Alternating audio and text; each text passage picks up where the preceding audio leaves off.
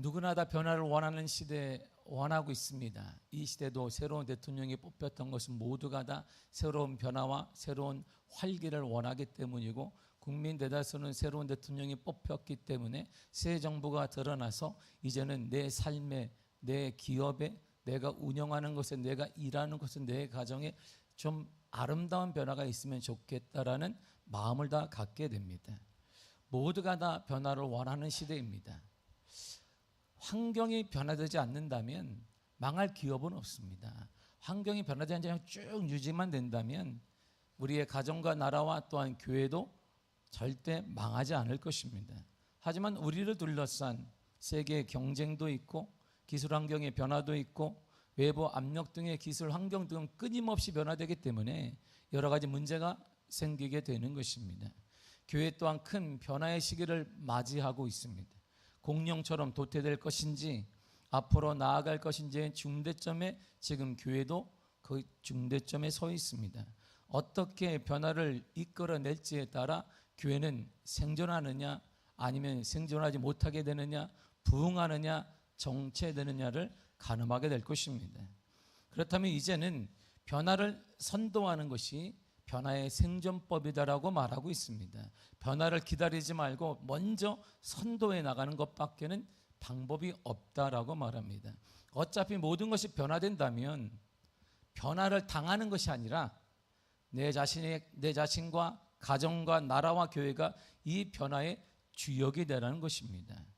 우리는 이런 사람을 게임 체인저라고 말합니다.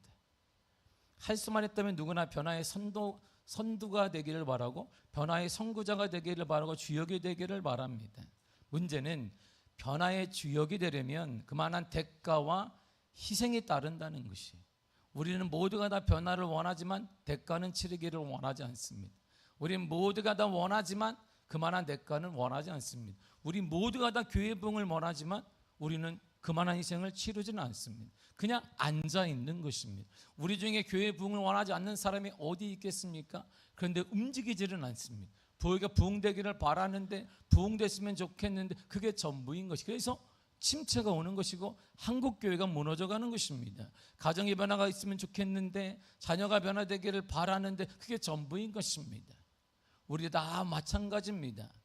교회에 정말 부흥을 원한다면 그만한 대가와 그만한 헌신과 그만한 섬김을 보여줘야 되는데, 우리는 그것 없이 아름다운 변화를 꿈꾸고만 있기 때문에 좀처럼 변화가 일어나지 않고 공룡처럼 도태되는 길을 선택하게 되는 것입니다.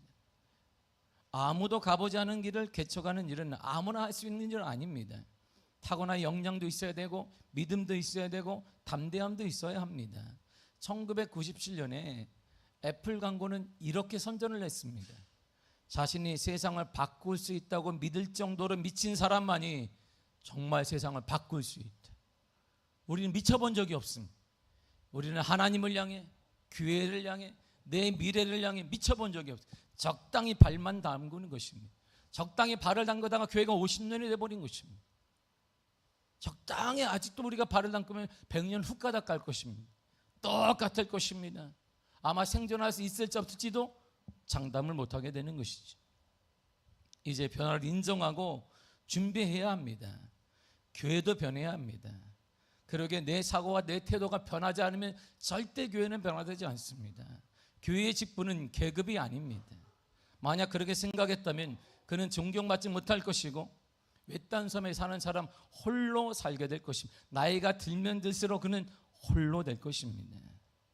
그래서 요즘에 늘상 웃긴 사람 얘기가 박사보다 높은 게 뭐냐? 밥사라 그래요. 밥사. 나도 박사인데 그보다 높은 사람이 뭐냐? 밥사야. 밥사. 밥 사는 사람, 그 사람이 최고라는 것이. 박사 소용없습니다. 나이 들면 다 은퇴하는데 무슨 박사고 뭐 석사고 필요하겠어요? 누가 존경받느냐? 밥사. 할렐루야. 밥을 사는 사람이 최고인 거야. 밥을 사는 사람. 더 낮아져야 되는 것입니다. 내가 소유한 물질도 자랑하지 마시기 바랍니다. 인색하지 말라는 것입니다. 진정한 자랑은 나눌 때만이 가능한 것입니다. 더 섬기고 더 나누고 그래야 존경받습니다. 아니면 사회에서도 교회에서도 그는 생존하기 힘들 것이. 교회가 부흥될수록 생존하기 힘들 것입니다. 교회가 부흥될수록 그 자리는 없어질 것입니다. 변화는 오늘 본문에 보니까 제자들 또한 변화를 원했습니다. 그런데 변화를 원하고 주님만 내가 있으면, 이제 주님과 함께 있으면 내 신부도 변화되어지고, 주님과 함께 있으면 나도 한 자리 하게 되어지고, 주님과 함께 있으면 이제 나라도 변화되겠다. 지금은 로마의 지배를 받지만 주님이 함께하면 이제 지배하는 나라가 될 것이라는 꿈을 꾼 제자들입니다. 그런데 뜬금없이 주님이 전혀 예상하지 않은 말씀을 이렇게 하시는 거예요. 하루는 예수님의 제자들 모아놓고 주님이 이렇게 말씀하셨습니다. 본문의 12절 읽겠습니다. 시작. 내가 진실로 진실로 너에게 이르노니 나를 믿는 자는 내가 하는 일을 그도 할 것이요 또한 그보다 큰 일도 하리니 이는 내가 아버지께로 감이라. 제자들은 깜짝 놀랐습니다. 아버지께로 간다. 얘들아 안녕, 이런 말이에요. 얘들아 안녕 그랬어요. 아니, 나 변화되지도 않았는데, 내 신분 상승도 안 됐는데, 지금도 여전히 로마 지배를 받는데, 주님이 주인이니까 주권자라면 로마를 뒤집어서 우리에게 아픔을 주오니, 일제강점기 때 일제가 우리를 괴롭힌 것처럼 그들을 무찌르고 우리가 일본을 지배하듯이 로마를 지배하지도 않았는데 주님이 안녕, 나 간다, 이렇게 말하는 거예요. 왜냐하면 불과 며칠 전에 온 예루살렘이 떠들썩했습니다. 주님이 나귀 새끼를 타고 예루살렘에 입성할 때 많은 사람들이 호산나 호산나 다윗의 자손이요, 다윗의 자손이요 하며 예수님을 찬양하며 맞이했는데, 근데 느닷없이 주님이 나 간다, 잘 있거라, 이런 말을 하는 거예요. 만약 예수님이 그냥 가버리시면 제자들은 어떻게 되는 거예요? 내가 여태까지 공들인 노력들, 나는 집도 포기하고 왔는데, 나는 직업도 포기했는데, 나는 세금 공무원 자리도 포기했는데, 나는 어부도 포기했는데, 나는 어떻게 하라는 거야? 신분 상승도 안 됐는데 어떻게 살아간단 말인가? 더 나아가 이들의 꿈은 산상조각이 나버리는 것입니다. 왜냐하면 예수님이 왕이 돼야 그 밑에 자리가 생긴단 말이에요. 예수님이 왕이 돼야 로마보다 큰 나라의 왕이니까 지배하는 민족이 되어지고, 거기에 국무총리나 거기에 한 자리 하는 것입니다. 이번에 대통령이 딱 되니까 국무총리 하는 사람 보세요. 이야, 나도 많이 봤던 사람이, 그 사람 영동원 신길교회 가가지고, 우와, 그 자리 하고 있네. 역시 줄을 잘 서야 돼. 우리는 줄을 잘못 쓴 거네. 주님께 줄을 섰는데 이게 뭐야? 주님이 그냥 가버린다는 것입니다. 모든 꿈들이 헛된 망상이 될 처지가 되었습니다. 그런데 제자들의 마음을 아시는 예수님이 다시 이렇게 말씀하시는 거예요. 요한복음 16장 7절입니다. 시작.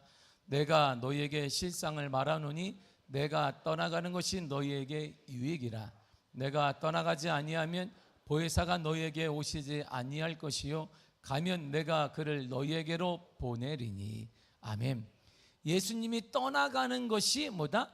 유익하다, 이렇게 말해요. 내가 떠나가야 유익해, 좋은 점이 많다, 이렇게 말씀하십니다. 왜냐하면 그분이 가셔야 뭐가 온다? 보혜사가 오신다는 거예요. 보혜사. 그런 염려하지 말라는 것입니다.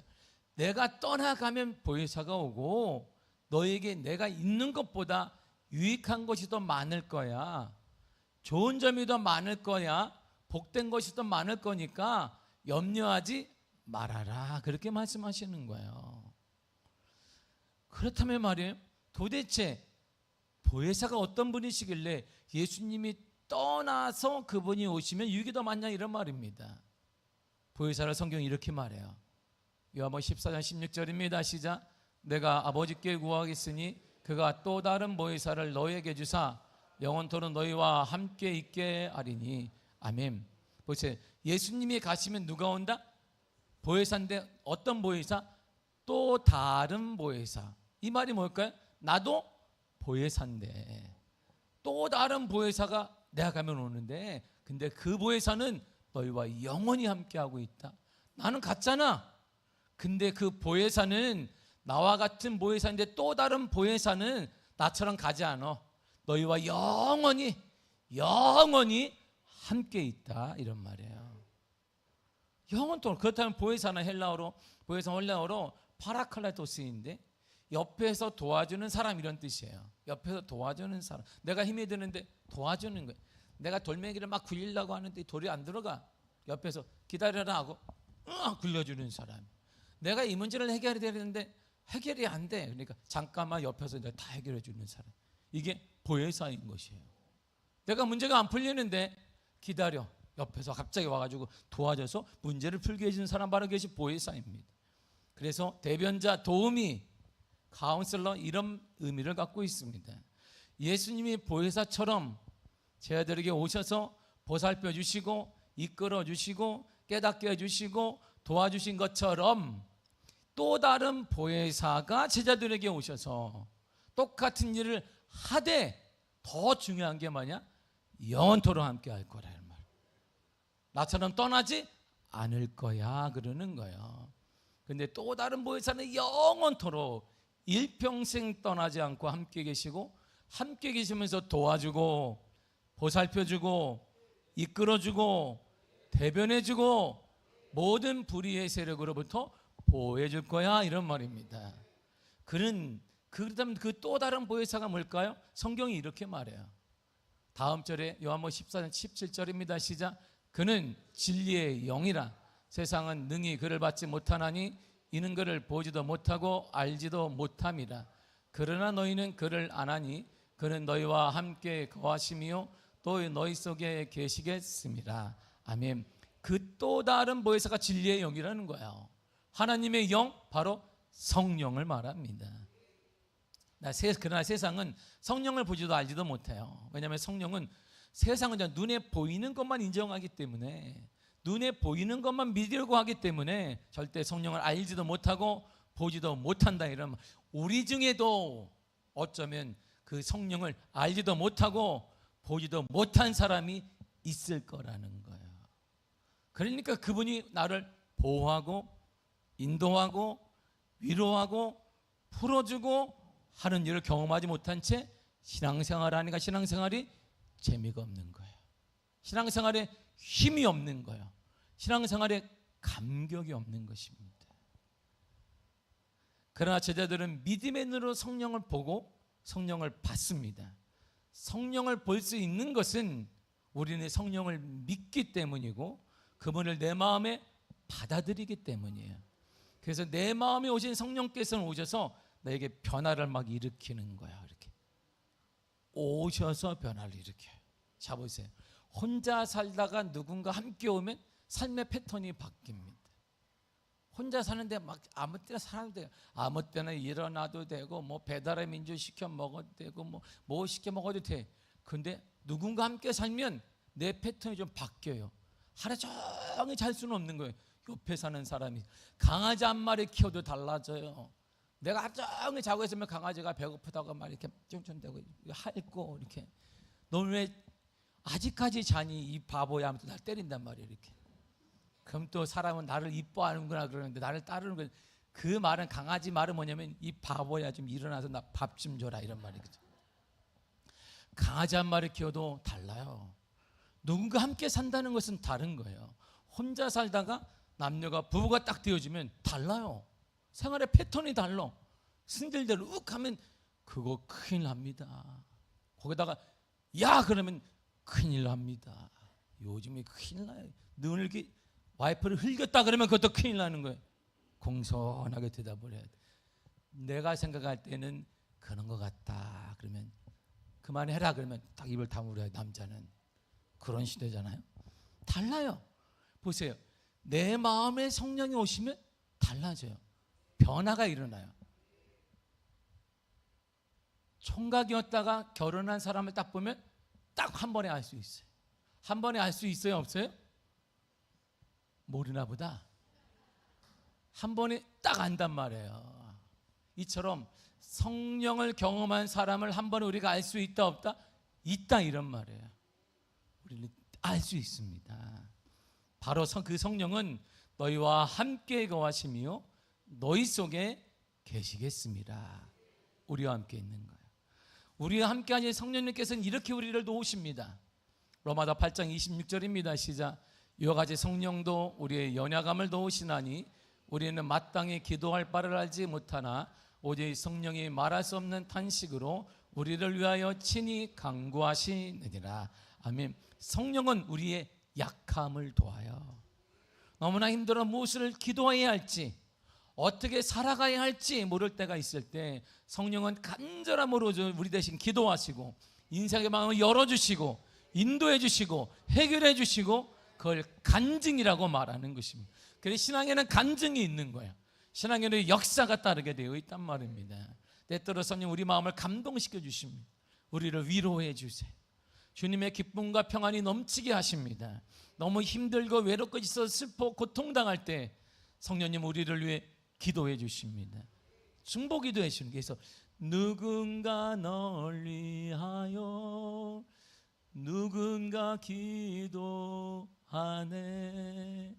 내가 홀로 외로워서 마음이 무너질 때 누군가 널 위해 기도하네. 여기서 누군가는 옆에 있는 사람이 아니고 그분을 말하는 거야. 내가 힘들 때 성령님이 기도해 주시고 받쳐주시는 거야. 힘을 주시는 거야. 그게 예수를 믿는 거야. 이게 예수를 믿는 거야. 이게 살아있는 신앙인 거야. 이게. 그래서 예배가 기쁜 거야. 예수 믿는 게 역동적인 거야. 힘이 나는 것입니다. 이런 약속을 제 아들은 예수님께 받았잖아요. 예수님 살아있을 때 받았습니다. 그런데 얼마나 제 아들이 컸겠어요. 이야, 그렇구나. 이제 우리를 도와주는구나, 인도해 주시는구나, 혼자가 아닌구나, 위로해 주시겠구나, 영원토록 함께 계시겠구나. 그런데 예수님의 또 다른 말씀처럼 십자가 예수님이 죽으셨어요. 3일 만에 부활하셨습니다. 그리고 전에 말씀하신 것처럼 제 아들을 떠나 아버지께 가버리셨어요. 사도행 1장 9절을 보겠습니다. 시작. 말씀을 마치시고 그들이 보는데 올려져 가시니 구름이 그를 가려 보이지 않게 하더라. 완전히 가버리셨어요. 보이지 않게 가버렸습니다. 덩그러니 제 아들만 딱 남았어요. 예수님이 없는 삶은 약속이 있어요. 그래, 이길 거야 우리가. 근데 너무 현실이 다른 거예요. 점점 무서워지는 것입니다. 사람들의 눈초리와 핍박과 이게 무서워지는 것입니다. 예수님을 거짓 누명을 씌워서 로마 군병들에게 넘겨서 십자가에 못 박혀 한 유대인들이 더욱 날카롭게 예수를 믿는 자들을 찾고 있습니다. 살벌하게 찾고 있습니다. 예수까지 죽인 자들이 제자 하나 죽이는 건 아무것도 아닌 것입니다. 그래서 점점 그 현실 가운데 기쁨이 사라지고 있어요. 다시 살벌한 현실 가운데 우리는 어떡하나? 우리는 이제 어떻게 살지? 예수님도 죽인 그들이 자신들 잡아 죽이는 것은 너무나 쉬운 일이었기 때문에 더 큰 두려움에 빠지게 됐습니다. 그럼에도 이들은 서로의 힘이 되어지고 위로하며 한 곳에 모였어요. 흩어지면 안 된다. 우리가 흩어지면 더 힘이 없으니 모이자. 간절히 기도하겠습니다. 뭘 기도했을까요? 하나님 불을 주세요. 하나님 돈을 달라고 기도했겠습니까? 주님 우리를 도와달라는 거예요. 그들의 기도는 아마 다 하나였을 거예요. 주님 우리를 도와주세요. 너무나 무섭습니다. 이 현실 살기가 너무나 무섭습니다. 우리를 좀 도와주세요. 이렇게 기도하고 있었어요. 그런데 사도행전 2장 1절에 보니까 이런 일이 일어났습니다. 읽겠습니다. 시작. 오순절 날이 이미 이름에 그들이 다 같이 한 곳에 모였더니. 아멘. 오순절 날 때 어떻게? 다 같이 한 곳에 모였어요. 뭐 있을까요? 밥 먹자. 노세 노세 젊어 노세. No. 하나. 주님 도와주세요. 저도 힘들고 그도 힘드니까 힘을 주세요. 바로 그때 놀라운 일이 일어나게 되었어요. 이들이 간절히 모여 주의 은혜를 구하고 도와달라고 기도하고 있을 때 놀라운 일이 일어났습니다. 사도행전 2장 4절입니다. 시작. 그들이 다 성령의 충만함을 받고 성령의 말하게 하심을 따라 다른 언어들로 말하기를 시작하니라. 아멘. 그들이 다 예외 없이 성령의 충만함을 받았다 이랬어요. 간절히 이들이 모여 기도할 때 뭐였더라? 성령의 충만함을 받았다. 이렇게 성령 충만은 이론이 아닌 거야. 지금도 성령 충만은 우리가 말하는 이론이 아니라 이런 말입니다. 지금도 가능하고 일어나고 역사해야 된다 이런 말입니다. 이 성령 충만을 성경이 이렇게 표현해 주고 있습니다. 3절을 읽겠습니다. 시작. 마치 불의 혀처럼 갈라지는 것들이 그들에게 보여 각 사람 위에 하나씩 임하여 있더니. 아멘. 보세요. 불 같은 것이 각 사람에게 하나하나씩 임했단 말이에요. 성령이. 이 말이 뭘까요? 확인되더라. 서로 볼 수 있다 이런 말. 서로 성령 충만한 사람은 확인할 수 있다 이런 말이에요. 성령 충만한 사람은 아무리 내가 도덕적으로 말해도 쓰여지지 않는단 말입니다. 도덕적으로는 포장할 수가 없는 성령 영의 사람은 도덕적인 거 안 포장, 영이 충만하지 않은 사람이 도덕적으로 포장해도 대번에 할 수 있다. 우리는 알 수 있습니다. 저도 알 수 있습니다. 말을 하나뿐이지. 저만 알겠습니까? 아는 사람은 알아요. 각 사람 위에 불 같은 것이 하나씩 임해있어요. 이렇게. 이 사건 성령의 임재가 각 사람에게 임하는 사건을 계기로 해서 기독교의 역사가 이 사건이 기독교의 역사를 달라지게 했습니다. 먼저 성령의 임재를 경험한 제자들 사람들이 변화되었습니다. 이들은 두려움 가운데 살지 않았습니다. 더 이상 삶과 복음의 방해물이 두려움이 아니었습니다. 지금까지 두려움으로 인해서 한 걸음 더 나아가지 못하고 갇혀있던 제자들은 담대함으로 갇힌 문을 확 차고 나갔습니다. 그리고 지금까지 이들은 자신을 해치고자 했던 유대인들 앞에 말하지도 못했어요.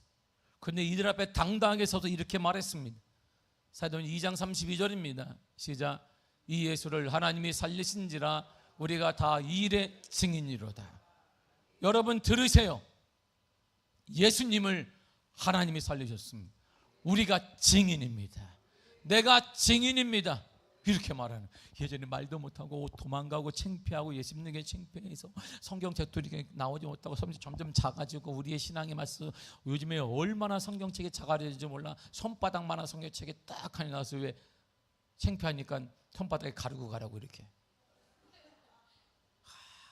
예전에 성경책 얼마나 큰 이거 2배만한 걸 제가 지금도 기억이 나.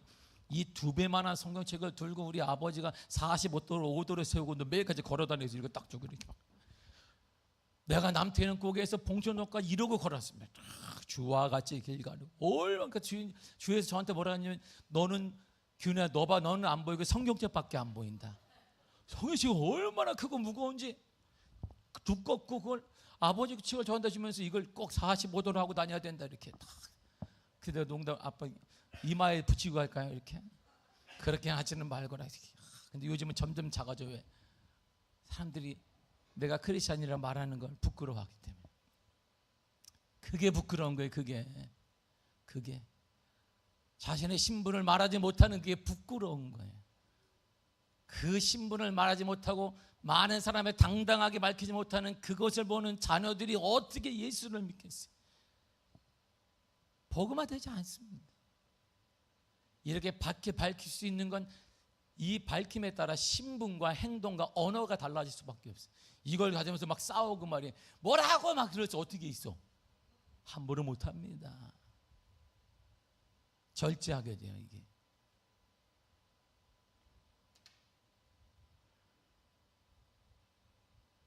이들은 증인이었습니다. 우리가 증인입니다. 그리고 더욱 담대히 이렇게 외쳤습니다. 사도행전 2장 38절입니다. 시작. 너희가 회개하여 각각 예수 그리스도의 이름으로 세례를 받고 죄사함을 받으라. 그리하면 성령의 선물을 받으리니. 아멘. 죄사함을 받으라. 예수 그리스도의 이름으로 세례를 받고 죄사함 받으라. 죄사함은 예수를 통해 오는 것이야. 그러면 뭘 받는다? 성령의 선물을 받는다고 했습니다.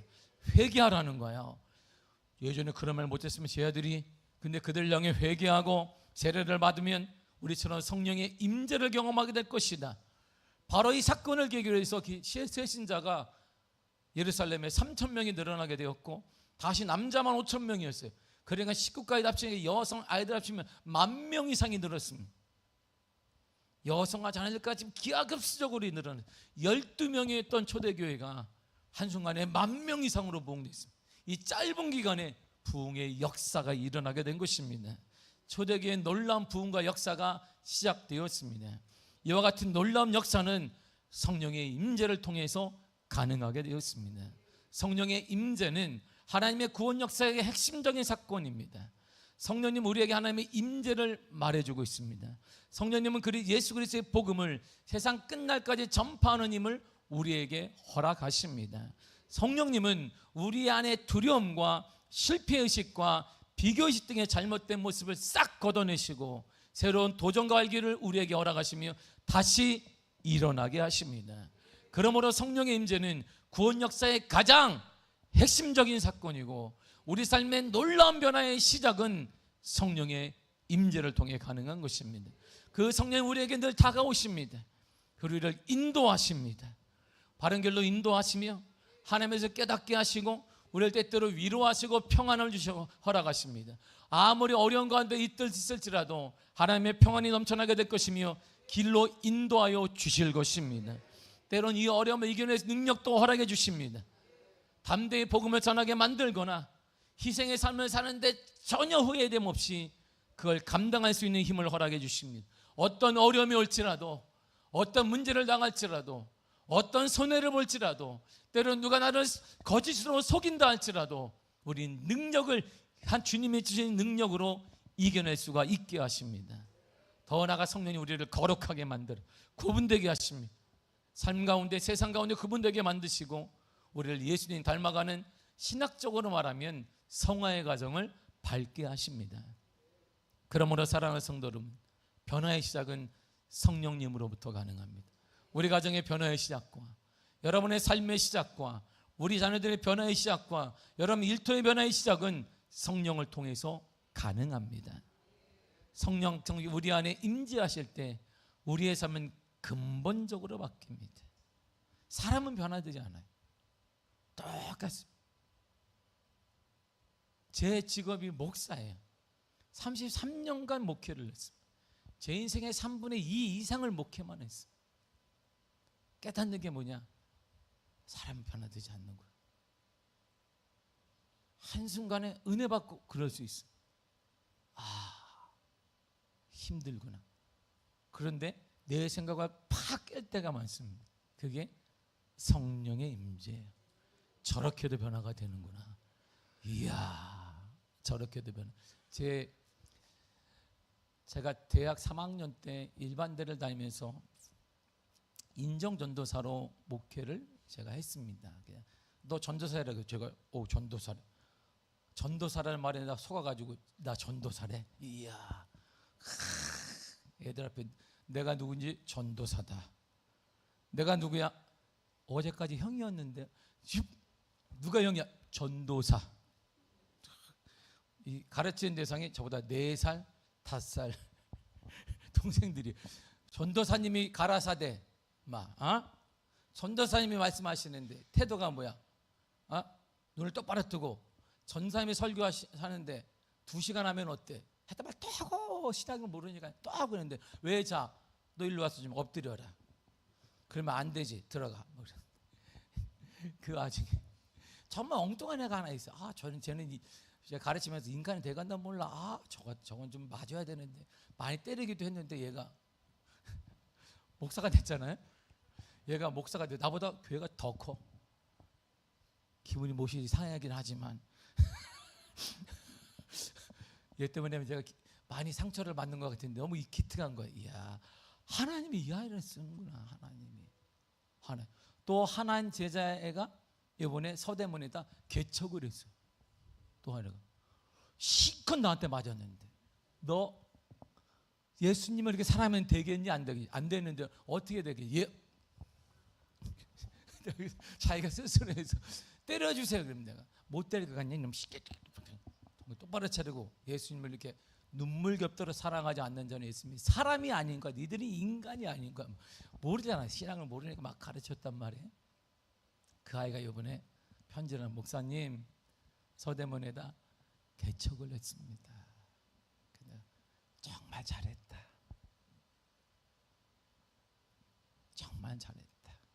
교회 이름을 아직 사람이 많지 않지만 이름을 지었습니다 하고 저한테 다 보내서 기도해 주세요 하는데 다 뿌듯한 거예요.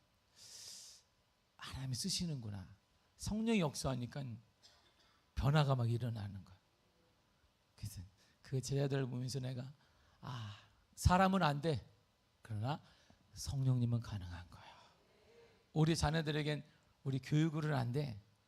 성령님은 가능한 거야. 우리 사업체 우리가 안 돼요. 성령님은 가능한 거야. 물질의 문제 우리가 아니라 성령님은 가능한 거야.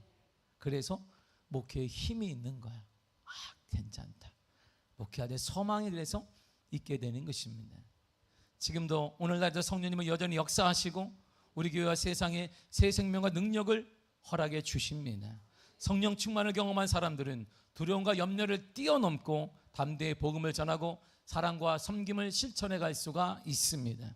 그리고 성령의 임재를 경험한 사람에게는 변화가 나타납니다. 사랑이 깊어지기도 하고 용기와 담대함이 생기기도 하며 열매 맺는 삶을 살기도 하고 희생과 헌신과 나눔을 부담스러워하거나 두려워하지 않게 되는 것입니다. 성령 충만한 사람은 이렇게 뛰어난데요. 초대교회 제자 수가 막 늘어났잖아요. 갑자기 12명에서 10,000명 이상이 된 거예요. 어떻게 감당하겠어요 이게. 지금도 10,000명 이상을 수용하려면 우리 동네는 그런 교회도 없습니다. 우리 교회가 10,000명 온다면 한 20부 드려야 돼. 20부 10부도 아니고 막 그것도 30분 예배를 그냥 계속 쪼개고 이렇게 막 쪼개가지고 하나님 가라사대 자 1부 다 나가시고 이거 차 갖고 오지 마시고 이렇게 또 하나님이 예수님이 이렇게 말씀하셨습니다. 아멘 하세요. 아멘 축도하겠습니다. 빨리 나가시고 막 이렇게 밥 먹을 시간 없으니까 밥은 지하 가서 드시든지 뭐 쿡 사 먹든지 하시고 이렇게 돼야 되냐. 10,000명을 어떻게 수용하겠어요? 교회 자체가 이들은 교회를 기대한 게 자체가 아닌데 10,000명이 모이는데 헌금을 내니까 어려운 이웃들이 있어요. 그러니까 제자들이 그들을 이제 구제를 해야 하는 거예요. 이렇게 이거 어려움 때문에 도와줘야 되겠다. 그런데 사람들이 계속 불평을 하는 거예요.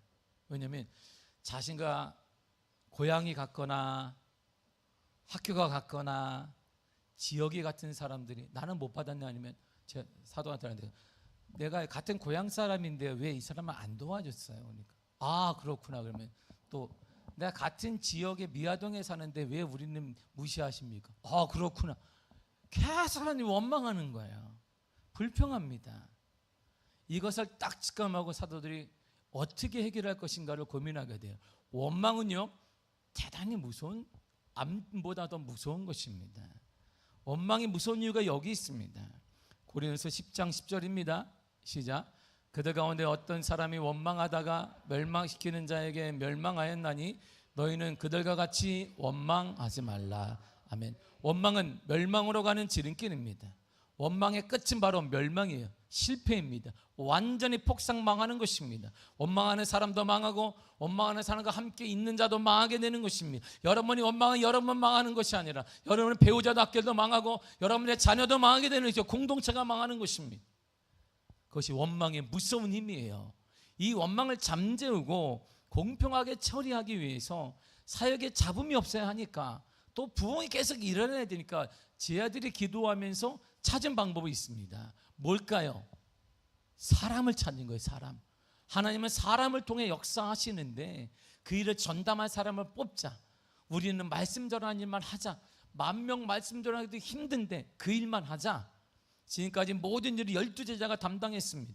그러나 교회가 부흥되면서 조금 이제 빈틈이 생기자 원망하는 일이 곳곳에 일어나게 되니까 그 원망을 잠재우는 최선의 방법은 바로 조직을 만드는 게 아니에요. 건물을 확보하는 것이 아니라 사람을 찾는 거예요. 사람.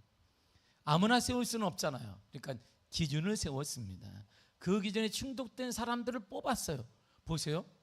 7명을 뽑았거든요. 충격적이잖아요. 지금 10,000명 이상이 모였는데 충족된 사람이 몇 명밖에 없다? 7명밖에 없는 거예요. 예나 지금이나 일꾼은 많지 않다 이런 말입니다. 적어도 10%라면 7,000명인 거죠. 700명이든지 아니면 1%라면 몇백 명은 뽑아야 되는데 이들이 뽑고 기준점을 세워서 뽑았고 뽑은 사람이 딱 7명밖에 안 돼. 예나 지금이나 하나님의 일을 하는 사람들은 적지 않은 거야. 여러분들이 하나님의 일에 선택받았다면 감사하시기를 바랍니다. 쓰임받고 있는 것은 감사한 거예요. 이 기준은 무엇이었을까요? 사도행전 6장 3절 이렇게 말합니다. 시작. 형제들아 너희 가운데서 성령과 지혜가 충만하여 칭찬받는 사람 7을 택하라. 우리가 이 일을 그들에게 맡기고. 아멘. 성령 충만한 사람, 지혜가 충만한 사람, 칭찬받는 사람 뽑으라 그랬어요. 근데 그 중에 첫 번째 기준이 뭐냐? 성령 충만한 사람. 그러니까 이 말이 뭐냐면 성령 충만한 사람이 가면 거기 원망이 사라진다 이런 말이에요. 원망하면 멸망으로 가는 그 길을 끊는 사람이 뭐냐? 성령 충만한 사람이라 이런 말이에요. 근데 여러분이 가도 똑같이 원망을 하고 있다, 여러분에게 문제가 있는 거예요.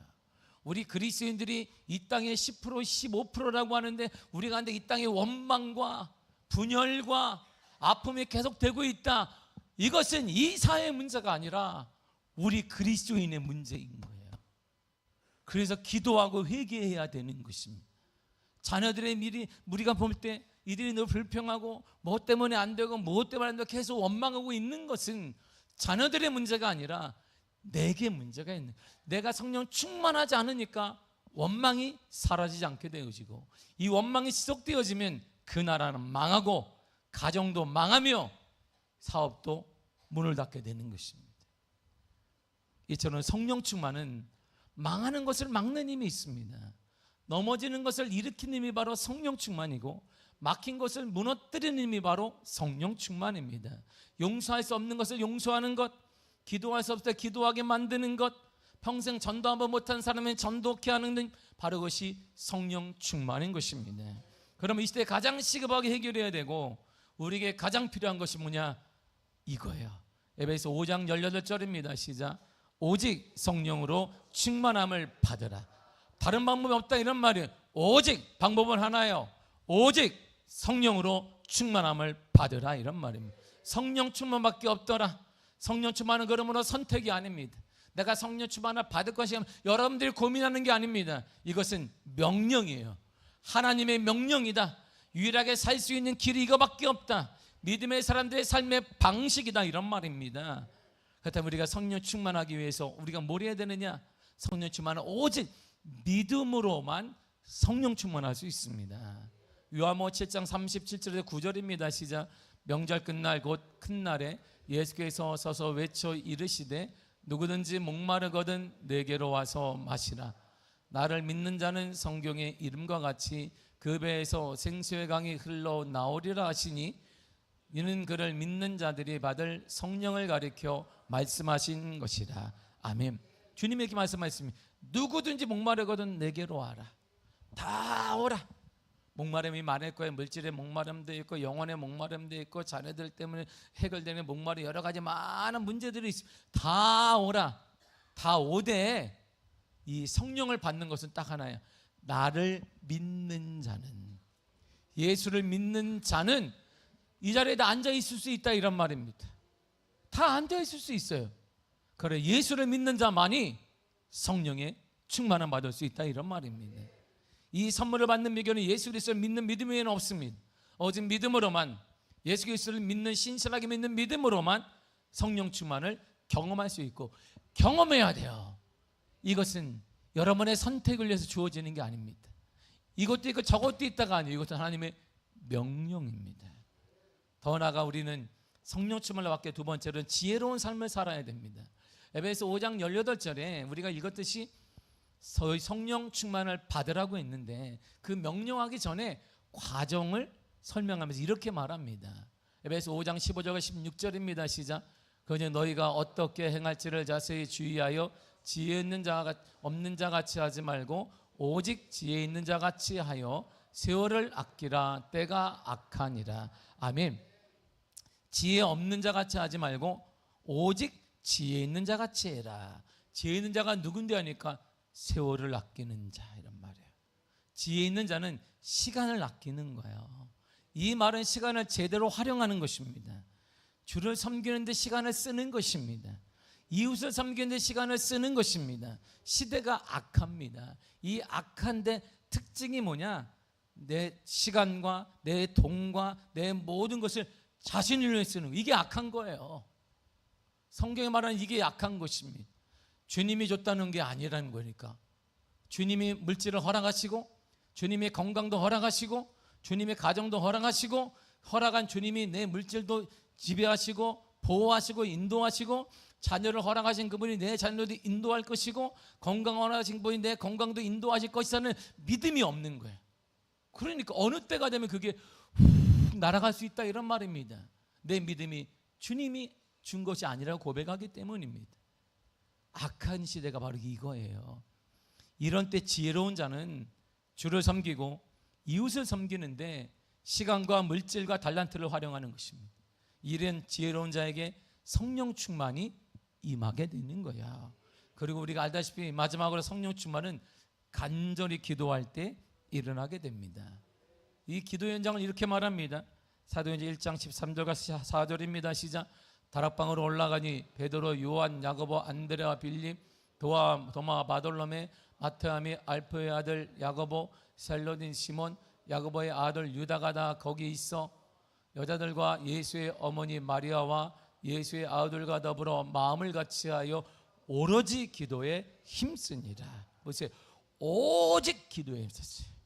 간절히 기도했더니 그때 사도행전 2장이 딱 열리면서 성령의 충만함을 경험하게 된 것입니다. 기도하는 자에게 성령 충만이 많은 거예요. 여러분, 기도해야 합니다. 성령 충만은요, 이론이 아니고 평생 예수를 믿으면서도 성령 충만을 경험하지 못하고 삶을 마감하는 사람들이 적지 않습니다. 그러니까 신앙생활이 답답한 거예요. 이해를 못하는 거예요. 저렇게 막 열정적으로 찬양하고 기도하고 아멘하는 걸 이해 평생 못해요. 왜? 경험한 적이 없으니까. 그러니까 그분의 인도와 그분의 역사가 없는 것이, 내가 보호한다. 그리고 얼마나 스트레스를 받겠어요. 그러니까 인색해지는 것이고, 그러니까 교회 안에서 나눔이 부족한 게 된 것이고, 섬기는 게 부족하게 된 것입니다.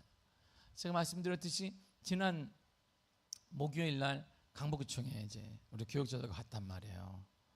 이제 2시부터 행사가 있다고 해서 갔어요. 딱 앉아 자리가 딱 있어요. 대한예수원대 미아교회 자리가 딱 앉았어요. 여기다 딱 하니 붙이라고. 대한예수원대 미아교회 탁교나 담임 목사에 딱 앉았어요. 표창장을 주는 거예요. 내가 원치 않는 표창장을 주는 거예요. 나는 이 기념표 있는 거 되게 별로 안 좋아한단 말이에요. 이렇게 기념표보다는 종이 한 장이 낫고, 종이 한 장은 이렇게 재활용이 되기 때문에 찢어버리면 되지만 기념표는 버릴 수가 없어요. 저게 내가 기념표는 내가 노예에서도 주지 말라 내가 맨날 그래요. 기념표 줄 바에는 종이 한 장을 주고 더 마음을 쓸 바에는 현금을 달라, 농담을 해요. 그래서 내가 행정관한테 얘기를 내가 안 해가지고, 내가 기념표 말고 내가 모든 것에 저는 이걸 주시면 어떻겠냐. 표를 딱 받는 거예요. 그러나 이번엔 교회가 받는 거야. 대표를 대한민국 미아교회 이름으로 받는 거예요. 우리가 5년째 한 거예요. 5년째 이웃을 섬긴 거예요.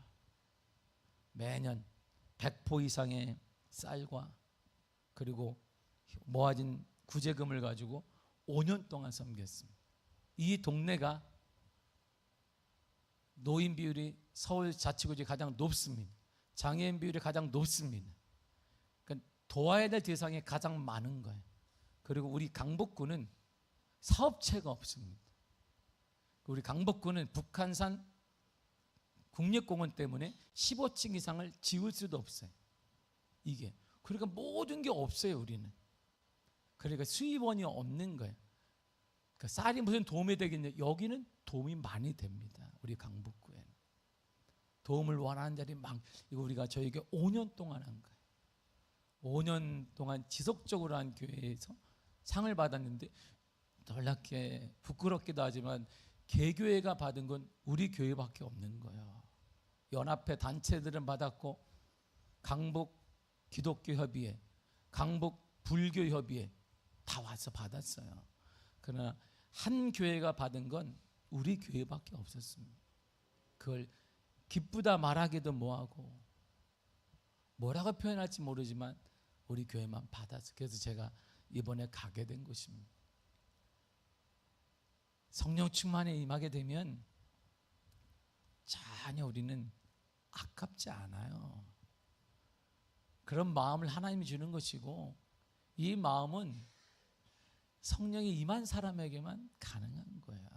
앞으로 우리 교회는 더 많이 다음 세대와 미자립 교회와 어려운 이웃을 섬겨 나갈 것입니다. 하나님의 은혜를 가득 받게 될 것이에요. 이 은혜를 주신 모든 것들은 하나님 여러분들과 여러분들의 일하는 터전과 자녀들에게 하나님이 넘치게 갚아 주실 것입니다. 우리 교회는 시대에 상관없이 부흥할 것입니다. 그러기에 부흥하는 거예요. 우리는 망하려고 하는 게 아닙니다. 믿음으로 하는 것이고 약속을 믿고 하는데 우리 교회는 더 큰 부흥을 경험하게 될 것이고 그 부흥의 역사가 여러분들의 가정에 반드시 임하게 될 줄 믿습니다. 그리고 이제 마지막으로 성령 충만하게 되어지면 자연스레 따라오는 현상이 있습니다. 성령 충만한 사람은 이런 거예요. 사도행전 3장 31절입니다. 시작. 빌기를 다음에 모인 것이 진동하더니 무리가 다 성령에 충만하여 담대히 하나님의 말씀을 전하니라. 아멘. 성령 충만하면 뭐가 되라? 담대히 하나님의 말씀을 전하니라. 사랑하는 성도 여러분, 전해야 합니다. 우리는 전하는 자가 되어야 됩니다. 직분이라고 하는 것은 앉아있으라고 준 것이 아닙니다. 우리에게 앉아있으라고 여러분들 직분을 준 게 아니에요. 계급을 준 것도 아닙니다. 우리의 집은 더 많이 전하고 더 많이 열매 맺고 더 많이 섬기라고 주는 것입니다. 그래서 직분을 주는 거예요. 직분을. 사랑하는 성도 여러분, 우리가 교회 생활을 많이 해서 직분을 받았다면 그 직분은 더 많이 전하라, 더 많이 열매 맺고 더 많이 섬기라고 주는 하나님의 선물인 것입니다. 사랑하는 성도, 더 전해야 합니다. 더 전도하기를 축복합니다. 이 자리가 가득 찰 줄 믿습니다. 오직 주님의 영광과 기쁨을 위해 우리는 더 전할 것이고 우리 미아교회는 더 전할 것입니다. 시대에 상관없이 전할 것입니다. 시대에 상관없이 섬길 것입니다. 이 지역에 소문나는 교회가 될 것입니다. 제가 정말 뿌듯했습니다. 그가 불러요. 이렇게 마이크로 불러요. 이렇게 호명하잖아. 호명이 아니구나. 우리 교회를 이렇게 표창장 대한예수교 장로의 미아교회, 이렇게 제 이름이 아니고 미아교회를 받는 거예요. 미아교회니까 얼마나 뿌듯한, 모든 사람이 알잖아요. 이렇게 앉아있는 사람들, 직원까지 그냥 다 알잖아요. 이렇게 직원들이 많이 왔고 무슨 뭐 사랑의 공동이 어디부터 다 왔는데 우리 교회가 다, 아, 미아교회가 그런 교회구나. 여러분은 그런 교회 성도인가요? 감사하시길 바랍니다. 미아동교회 성도 아니고 미아교회 성도인 것을 감사하시길 바랍니다. 우리가 그런 교회, 하나님의 은혜로 기뻤습니다. 안 믿는 자들 거기 많은 자들이 섞여 있는데 불교인 스님도 있는데 스님하고 내가 인사하고 우리 가도 만난 일은 없으나 이렇게 얼마나 기쁜지 몰라. 아, 우리 교회가 주의 이름을 안 믿는 자들에게 그 이름 자체가 퍼지는 거잖아요. 섬기는 교회구나, 나누는 교회구나. 얼마나 값진지 몰라. 이게 복음을 전하는 게 아니겠어요? 앞으로 우리 더 많이 전하시길 바랍니다. 전도합시다. 할렐루야.